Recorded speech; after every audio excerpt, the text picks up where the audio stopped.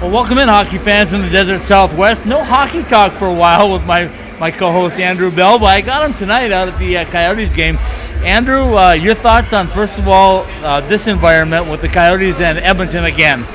I think going into the season, I think wasn't really, I wouldn't call it a rivalry game, but things have definitely kind of developed, especially with some of the boring hockey. I know you and I talked about that earlier in the year, but when you look at Edmonton, obviously Dave Tippett, there's history there. You got Mike Smith as well, two former Coyotes who are with this organization for quite some time. So there's a lot of familiar ties between the two teams. You look at Taylor Hall as well, and both teams are very different styles of play, but like I said, a lot of ties in between. And I think offensively, Edmonton just poses a lot of threats, and especially when you have McDavid and Draisaitl, guys who can really light the lamp and just skate in circles. And I think we saw that in the last meeting these two teams played. Edmonton had over 5 goals and really got to Antti Raanta early in one of his first starts back coming off injury. So, pretty exciting team to watch. And if the Coyotes can play better defensive hockey compared to the last meeting, I think they have a pretty good shot tonight in trying to get out of a rough patch here.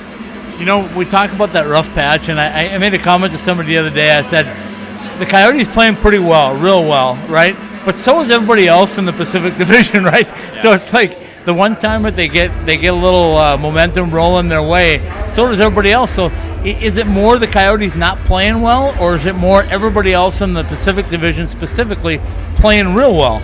I think it's a little bit of a mix of both, but I think if you ask, Coach Tocchet and the rest of the guys in the room right now, I don't think they're playing their best style of hockey. I think that Chicago game was better on Saturday, but a couple games before that, there's a few defensive breakdowns that you weren't used to seeing with this team. Obviously, you don't have Darcy Kemper in net as of right now, and so he's working his way back, and I think it shows a little bit how big Darcy Kemper was for this team as well, and kind of how he was the backbone of this team going into this season and kind of throughout the year. But I think if they're able to clean up some of those defensive miscues, that's where it all starts. And then offensively, similar conversation we had last year, but just needs to be a little bit more goal scoring, whether it's coming from different guys across the board, or it's guys who haven't stepped up so far this season. I think the point production needs to go up a little bit as well.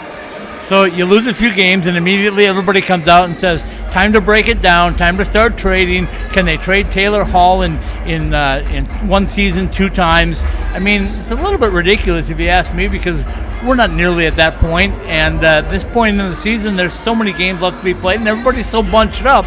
You go on a 4 or 5 game win streak, and you can be at the top of the division again. Yeah, especially in the Pacific Division where everything's been so tight. All teams are within 5 points of each other. It seems like those top 4 teams, really. And so everything's so tight. Like I said, if you just go on one mini win streak, you're right back in the middle of things. You're right near the top of the standing. So I think it's just part of the ebbs and flows of an NHL season. Granted, if some of the woes continue over the next couple of weeks, maybe we do see some change. But I think, John Chaika's done a good job putting together a good team here that he really feels strong about, and they feel complete. It's just a matter of getting out of a rough patch and finding leaders in the locker room to kind of step up and kind of pick yourself up here with coming down the home stretch of the season. All right, final question for you. As you look at this, John Chaika, we know, is building this team for the future, right? It's not just for this season. Would he like to make a playoff run? Would he like to win the Pacific Division? I'm sure he would. But it's more about building a consistent winner down the road, correct? Definitely, and if you look at where this team was last year, they were so injured at this time of year last year. It was almost like it was bare bones kind of. This year, the team stayed a lot more together. I know Darcy Kemper's out due to injury. You had Nick Hjalmarsson out there for a little while, but this team has a lot stronger core than I'd say last year. It's just a matter of them kind of picking up the pace here. And to be honest, minus Phil Kessel and Oliver Ekman-Larsson's rookie year, if you think about it, this team really hasn't had any playoff experience, and they haven't been kind of in this stretch of the season where it's a big playoff push here. It's something different for them, but I think they have the right pieces in store to kind of make a run here. Well, 2 things stand it on. The beauty of Arizona is we can get some cold weather. I put the big jacket on today. Normally I save this for the northern climates, but it's a little cool in Arizona. And the obvious thing is every time you come to Arizona, you can expect to see fans from the other team. But this is Edmonton East tonight, isn't it? Yeah, I was gonna say it's. I was just said that before we got on the air here. I was saying, it's cold. It's been cold outside today, but I can't imagine what the weather's like in Edmonton right now too. I'm sure it brought some of the Alberta cold with them. I know. I woke up today and it was 35 outside. I had a double take looking at the temperature, but it's good hockey weather, so I think it'll be a good game tonight, and see what both teams have in store. All right, prediction. Last thing for you: who wins this one, and what's the score?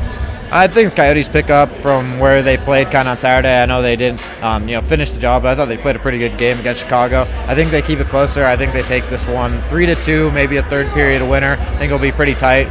They're going to want to try to clean up their miscues that they had last time and just containing Draisaitl and McDavid. Maybe get a little better goaltending this time around, and I think they'll be in pretty good shape. So I'm going Coyotes with a 1-goal victory here tonight and kind of picking themselves back up after this rough patch that we've been discussing. I couldn't agree more. Let's take a quick break. We'll come back at the end of this one. We'll get settled in, watch this. I guess one more final thing for you. Are we going to see a goalie fight tonight? Is Mike Smith going to be in net for these guys?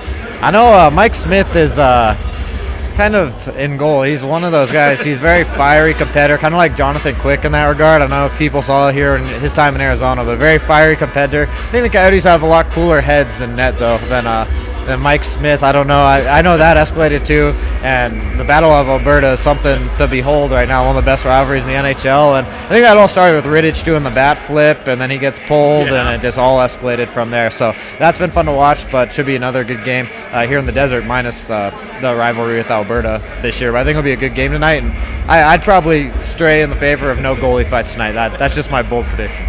All right, you heard it, folks. The bold prediction is here live from Gila River Arena. We'll be right back with the conclusion of this one, and we'll wrap it all up.